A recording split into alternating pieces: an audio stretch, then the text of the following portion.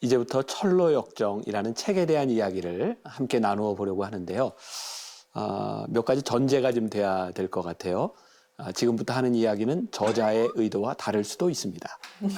제가 이해한 것을 좀 나누려고 하고요. 그리고 또 중요한 것은 이 책 한 권을 여기에서 다 다룰 수 없기 때문에 저에게 이건 중요하다라고 생각했던 부분들을 나누려고 하니까 여러분들에게는 참고가 되고 또 여러분들 책을 전체적으로 읽는 분들은 또 여러분들의 이해와 여러분들의 감동 포인트가 다를 수도 있다라는 것을 먼저 말씀을 드릴게요. 제가 이 책을 읽으면서 중요하게 생각했던 개념이 하나 있어요. 이 철로역정은 이런 표현을 제가 쓸 수 있을 것 같아요. 신앙의 정도 그리고 과정, 요 말이 조금 중요할 것 같습니다. 제가 느꼈던 이 책의 가장 중요한 부분 중에 하나는 신앙의 정도, 바른 길을 걷는 과정을 이야기하고 있지 않는가, 한 주인공을 통해서. 그래서 이 과정과 정도라고 하는 말이 참 중요할 것 같고요. 또한 이 이야기와 더불어서 제가 이야기하고 싶은 게 속도, 방향이라고 하는 것을 우리들이 구분했으면 좋겠다. 속도, 방향. 우리가 많이 들었던 이야기죠. 속도보다 더 중요한 것은 방향이다. 그런 이야기예요. 여기에 나오는 모든 인물들 그리고 이 책의 주인공은 분명히 철로역정, 천국을 향해 떠나가고 있습니다. 그런데 이 사람이 올바른 방향을 가고 있느냐, 가고 있지 않느냐에 대한 이야기들이 계속해서 나오고 있는 거죠. 그리고 또 이런 생각을 합니다. 우리들 모두에게는 열망이 있어요. 이 책에 나오는 모든 사람들도 천국으로 향하는 어떤 열망 혹은 세속을 향한 열망, 여러 가지 열망들이 있습니다. 제가 진짜 중요하게 생각한 것은 우리의 열망이 중요한 것이 아니라 우리의 열망이 누구와 동행하고 있는가, 이것을 생각하게 만드는 거죠. 이 크리스찬이 계속해서 열망을 가지고 가지만 누구와 동행하고 있느냐에 따라 그의 삶의 방향들이 바뀌어지는 것을 보게 됩니다. 또 이 정도라고 하는 말을 가지고 우리들이 좀 생각해 봐야 될 필요가 있는 것은 이 책이 우리들에게 굉장히 중요한 신앙의 본질을 이야기해 주고 있다. 우리가 신앙의 본질을 뭐로 이해하나요? 저는 많은 오해들이 있었던 것 같아요. 우리는 그동안 신앙생활하며 그런 기도를 많이 했잖아요. 하나님, 저에게 인도해 주세요. 저를 인도해 주세요. 네. 그런데 우리들이 기도했던 그 인도함 가운데는 솔직하게 표현하지 않지만 우리 속에 이런 마음들이 있었던 것 같아요. 하나님, 조금 쉽게 갈 수 없을까요? 네. 하나님, 우리들의 신앙에 좀 편안함은 무엇인가요? 네. 혹은 지름길은 무엇인가요? 그런데 이 철로역정이 우리들에게 주는 이 과정을 통해서 보여주는 것은 신앙의 편법과 지름길, 편한 것은 없다. 우리가 천국으로 가는 과정 가운데 이 길은 정도를 걸어가야 되는 길이지 편한 길을 찾는 것이 아니다. 이런 부분에서 이 책이 우리들에게 이야기하는 중요한 시사점이 있는 것 같아요. 여러분들 이 책 읽으면서 아마 그런 생각했을 것 같아요. 되게 어렵다. 책 내용이 어려운 것이 아니라 등장인물이 너무 많아요. 그런 생각 안 했어요? 네, 굉장히 많더라고요. 너무 많아서 이걸 외우기도 힘들고 그리고 이게 영어로 돼 있는 이름들을 한국어로 표현하는 과정에서 번역상의 이런 차이도 있어서 이 이름이 이렇게 올바른 의미가 전달이 되는가? 그런데 중요한 것은 여기에 나오는 모든 인물들이 가지는 의미가 있다는 거예요. 네. 그래서 이걸 다 다루지는 못하지만 예를 들어서 정도를 걷는 사람과 그렇지 못한 사람들의 비교가 이름을 통해서 계속해서 나오죠. 네. 정도를 걸었던 사람, 우리들의 생각나는 주인공 크리스찬, 또 누가 생각나나요? 신실, 또 소망. 그래요. 이런 사람들의 이름이 딱 생각나는 반면에 또 그렇지 못한 사람들의 너무나 많은 이름들이 있죠. 어떤 이름들 생각나세요? 아첨쟁이. 또 세속현자. 네. 네. 또 허울과 위선. 저는 놀랬던 게 예의가 또 이제 좋은 쪽이 아니더라고요. 그렇죠. 또 무지. 여러 가지 이름들이 나오고 있는데 여기에서 중요한 것은 여러 이름들 중에 정도를 걸었던 사람과 그렇지 못한 사람들의 이름들이 나오고 있는 거예요. 그런데 그게 우리들의 모습이더라고요. 우리의 신앙의 모습이고 제가 이 책에 나오는 또 이게 좁은 문이라고 하는 게 있죠. 좁은 문. 굉장히 중요한 의미를 가지고 있는데 이 좁은 문에서 선의와 크리스찬이 나누었던 대화가 있어요. 생각날지 모르지만 제가 한번 읽어드릴게요. 저 앞을 보세요. 좁은 길이 이어지는 게 보입니까? 저게 대기 걸어야 될 길입니다. 믿음의 선조들과 예언자들, 그리스도와 그분의 제자들이 닦아놓은 길입니다. 어때요? 마치 자를 대고 그은 것처럼 반듯하죠? 반드시 저 길로 가야 합니다. 하지만 갈림길이나 굽은 길이 나타나면 처음 지나는 이는 길을 잃기 십상이지 않을까요? 맞습니다. 샛길이 헤아릴 수 없을 만큼 많은데 하나같이 굽고 널찍합니다.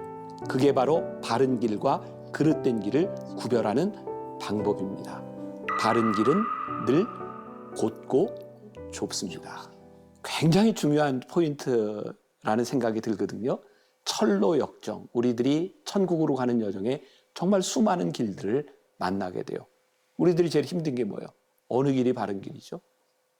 맞아요. 그런데 뭐라고 얘기해요? 곧고 좁은 길입니다. 그러니까 우리들에게 신앙에 대한 아주 명확한 기준을 우리들에게 제시하고 있는 거예요. 제가 언젠가 저에게 있었던 일이 생각이 나는데 제가 영성훈련을 하는데 한 장로님이 저에게 이런 질문을 했어요. 목사님, 똑같은 일이 있는데 제가 어떤 쪽을 선택해야 될까요? 그 상황은 제가 다 얘기를 못해요. 근데 제가 그때 이런 말을 했어요. 참 지금 생각해도 멋진 말이었어요. 장로님, 가능하면 어려운 길을 선택하세요. 그 길이 하나님의 길일 때가 훨씬 더 많습니다. 근데 제가 신앙생활을 하면서 교인들과의 관계에서 느끼는 것 중에 하나가 하나님은 우리들에게 편한 길을 말씀하지 않더라고요. 옳은 길을 말씀하시지. 빨리 가는 길을 말씀하시지 않더라고요. 고든 길을 말씀하시지. 그래서 이 철로 역정이 우리들에게 이야기하는 중요한 포인트 중에 하나가 바로 이 신앙의 정도를 걸어가는 속도와 방향에 대한 이야기를 하고 있다. 요거 한번 기억해야 될 포인트고, 두 번째, 육체의 소욕 그리고 성령의 소욕. 이 두 가지가 이 철로 역정의 과정에서 끊임없이 나오고 있는 것 같아요. 자, 여러분들이 동의할지 안 할지 모르겠지만 저를 생각하면 제 속에는 많은 소욕이 있어요. 그러니까 욕망을 이야기하는 거죠. 근데 성경에서도 이야기하지만 이 욕망이라고 하는 것, 이것은 자연적인 본능에 대한 부분이거든요. 그러니까 욕망이 있는 것이 죄는 아니에요. 그런데 우리들을 나누는 중요한 기준이 있는데 욕망이 기준이 아니라 이 욕망이 육체의 소욕을 따라가느냐 성령의 소욕을 따라가느냐에 따라 사람이 나누어지는 것 같아요. 그러니까 이 크리스찬이 끊임없이 철로 역정을 가는 그 과정 가운데서 가만히 보니까 어떤 포인트가 있냐면 육신의 소욕을 건드리는 부분과 성령의 소욕을 건드리는 부분이 있더라고요. 그러니까 성령의 소욕은 철로 역정을 향해 올바른 방향으로 쫙 가라고 하는데 그 중간중간에 끊임없이 육체의 소욕을 건드리는 부분들이 나오고 있어요. 그게 제가 이해한 철로 역정의 중요한 줄기라고 이야기할 수 있을 것 같아요. 순례 도중에 만난 유혹들이 있어요. 생각나는 이름들, 뭐 도시, 허망의 너무 많이 나. 허망의 도시. 맞아요. 허망, 또 욕망, 세소, 절망 거인 만났어요. 절망의 절망 거인, 거인, 네. 그 안에 네. 또 의혹, 아내 의혹이야 이름. 돈과 연관된 대마, 뭐 이런 부분도 나오고 또 자신감, 곁길 초원 이런 것들이 끊임없이 나오고 있어요. 책을 읽은 거죠. 근데 너무 많아서 생각이 안 날 거죠. 네. 오케이. 뭐 여러 가지 이름들이. 육체의 소욕은 정말 많아요. 너무 많아요. 정말. 맞아요. 자, 그래서 천성을 따라간 사람도 있고 그런 육체의 소욕에 따라 포기한 사람도 나와요. 그렇죠?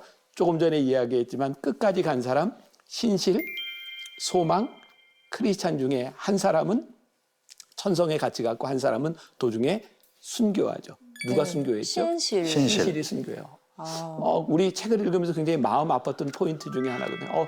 같이 가면 좋았을 텐데. 저는 그런데, 사실 믿어지지 않았어요. 설마 살려주시겠지 이랬어요. 그렇죠. 네. 그러니까 우리 신앙의 굉장히 중요한 본질을 우리들에게 다루고 있는데 우리들이 끝까지 살아내는 것도 크리스찬의 길이고 믿음을 지키며 죽는 것도 크리스찬의 길이고 결국 이 철로 역정이 하나님 나라에 들어가는 것이 목적이라고 하면 이게 삶이 목적은 아닌 것 같아요. 그래서 여기에서 신실하게 살았던 순교자와 끝까지 다다랐던 그 크리스찬 소망 이 모두가 복되다라고 하는 느낌으로 우리들이 또 받을 수 있는 것 같아요. 자, 이런 그 육체의 소욕과 성령의 소욕 가운데서 보니까 여기에 나왔던 이야기 가운데 하나가 정욕과 인내라고 하는 아이가 나와요. 그리고 거기에서 보호자가 나오고 이런 비유가 나오죠.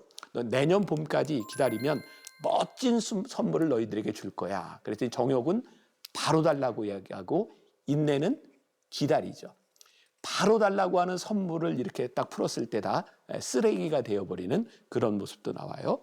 자, 정욕은 본능이고 본능은 참지 못하는 것. 그것이 죄에 대한 문제인 것을 이야기하고 있어요. 또 이 책에 나오는 짤막한 부분을 한번 읽어드릴게요. 참 좋은 부분이에요. 이 아이들은 두 종류의 인간을 뜻하는데 정욕은 이 세상에 속한 이들을 말하고 인내는 장차 다가올 나라의 백성들을 가리키지. 지켜봤으니 잘 알겠지만 정욕은 뭐든지 지금 늦어도 올해 안에 갖고 싶어 한다고. 쉽게 말해서 세상에 사로잡혀 사는 친구들은 바라는 일들이 당장 바로 여기서 이루어지기를 바라고 다음 세상에서 누릴 몫으로 남겨둘 줄을 모르는 걸세. 이 철로 역정에 있어서 굉장히 중요한 게 인내죠, 인내. 그러니까 우리들이 성령의 소욕을 따라 살아간다고 하는 것은 지금 우리들의 눈에 보이는 것이 아니라 하나님 나라를 바라볼 수 있는 그 믿음의 관점을 가지는 것이 아닐까. 뭐 이런 것도 생각해 보게 되고 세 번째, 저는 그런 생각을 했어요. 이 철로 역정이 뭐하고 비슷하다고 생각을 했냐면 출애굽 여정하고 참 비슷하다. 여러분들은 어떤 느낌으로 이 책을 보셨는지 모르지만 이스라엘 백성들이 출애굽해서 홍해를 건넜을 때 모두가 건넜어요. 그리고 그들은 광야 가운데서 만나와 메추라기 그리고 반석에서 물이 나는 기적을 모두가 경험했어요. 근데 우리가 잘 알죠.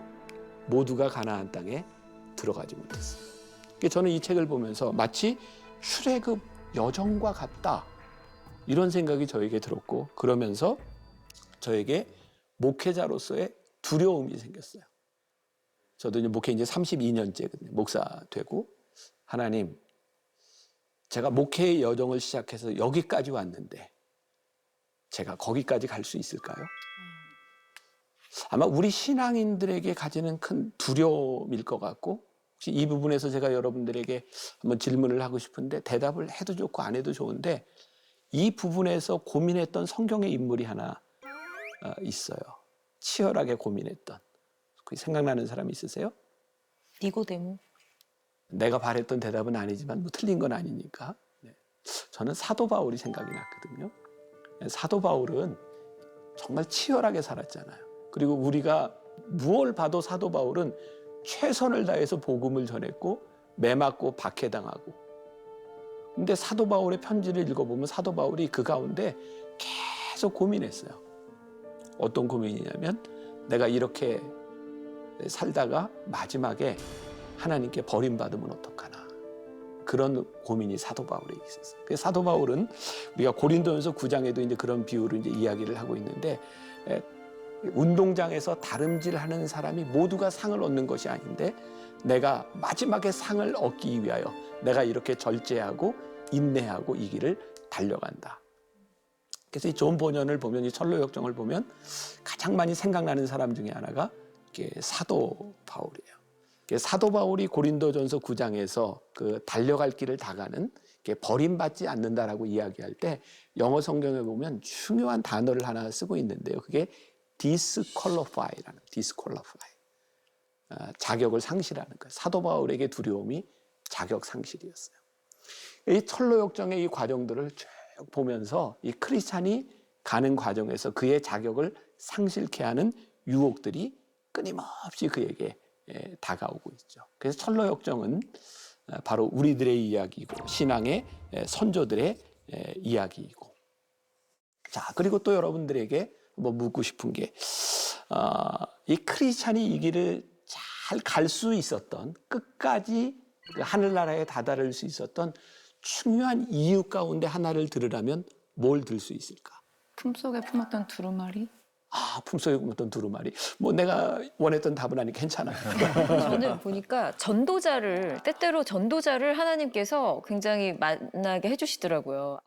저는 그 얘기 하고 싶어서 이건 네네. 답이 아니라 네네. 나하고 이 부분에서 이제 맞았던 거라고 네네. 얘기할 수 있는데, 과정에 좋은 사람을 만나더라고요. 그리고 그때마다 인도해주는, 그게 이제 전도자가 그 역할을 하고 있죠. 물론 신실과 소망이라는 사람도 만나요. 저에겐 그런 생각이 들었어요.